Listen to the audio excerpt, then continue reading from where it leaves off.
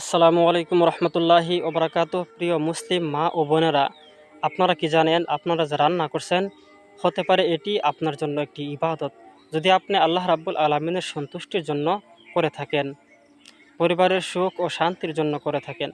আমাদের প্রিয় নবী হজরত মোহাম্মদ সাল্লাল্লাহু আলাইহি সাল্লাম বলেছেন, তোমরা যখন খাবার খাও তখন কি করো, আল্লাহ রাব্বুল আলামিনের নাম নিয়ে শুরু করো এবং সবাই একসাথে বসে খাবার খাও। এতে কি হবে, তোমাদের খাবারে বরকত হয়। এই হাদিসটি সুনানে আবু দাউদ শরীফের হাদিস, আর হাদিস নম্বর 3766 নম্বর হাদিস। রান্না শুরু করার আগে কিছু আমল বলে দিচ্ছি মা বোনদের উদ্দেশ্যে। আপনারা যখন রান্না করবেন বিসমিল্লাহ বলে শুরু করবেন।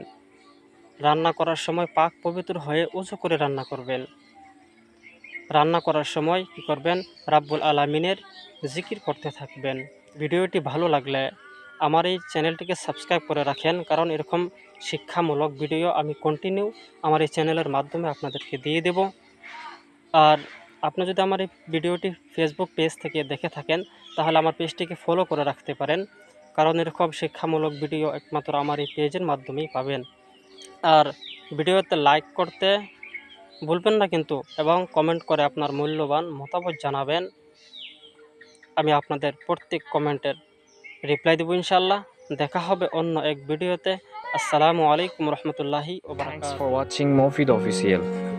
Please subscribe our channel and press the bell icon.